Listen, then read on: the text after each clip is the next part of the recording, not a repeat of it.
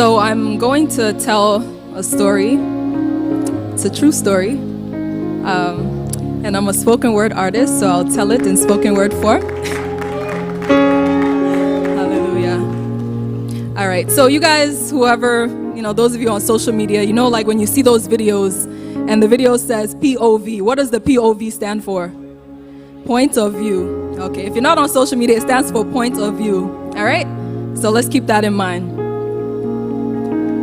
Point of view. You've just finished fasting. A series of midnight prayers leaves you feeling spiritually invincible, like you can stand before the principal. You've presented your requests before the altar, accompanied by shouts of victory. The days of defeat are history. Misery will no longer be the default, and for that you exalt the name of the Lord. You're walking around with a glow because you know that your testimony will be loud and clear. You are so proud of yourself for enduring.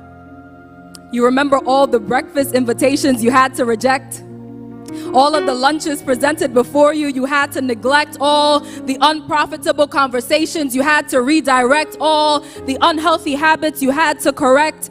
It will be so worth it, you think to yourself, until the first request comes back denied. I'm sorry, the email reads.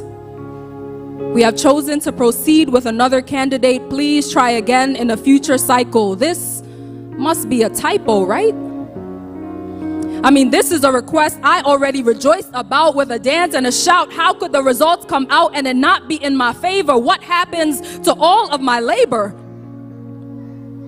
Maybe this is an anomaly, a bluff of the enemy to take me off track, to make me stumble back to where I was before this fasting, to make me stop asking. I'll just disregard it. Point of view. You're unfazed by the denial. After all, it was the least of your requests, and there's still hope for the ones of greater substance, so your faith remains. And in the middle of you singing, Our God Reigns, the second request comes back and it looks the same. You have not been chosen. But how? I mean, Pastor told me to lift up my plans for the year before the Lord. I held it up. Did God misread it? Did he see my request and decide to delete it? I already planned my year around receiving this promotion. How could this be the reward of my devotion? And in the middle of my contemplation, I received my third rejection. You have massive potential, the email reads, but we've chosen to go in another direction. Point of view. You're feeling like it was all for nothing. At your lowest point and the year is just beginning, you expected to be winning. Already rehearsed your testimony dance, planned out your speech in advance, but now you're silent.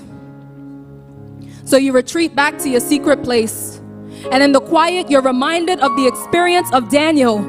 He prayed and he was answered, but he still needed to prevail. Prevail. Prove more powerful than opposing forces. Be victorious. But opposition is the prerequisite. There's no need to prevail on a journey with no barriers. That's the only way to truly measure your endurance, to put your faith to work. Fasting is the easy part. But after you've heard the word from the Lord, how long does your faith carry you? As for me, I will prevail. My light will break forth like the morning sun. The will of God will be done in my life for all to see. I will prevail. Circumstances will never govern my faith. I know my God will never show up late. These obstacles are all a part of my race. I will run it and prevail. Every detail of my life holds the imprint of my Father. I will go farther. Greater heights will be my portion. I will prevail. Every door closed before me is an opportunity for a greater testimony. The stage I'm being prepared for needs a more dynamic story. The Lord is molding me. I will prevail. And so will you.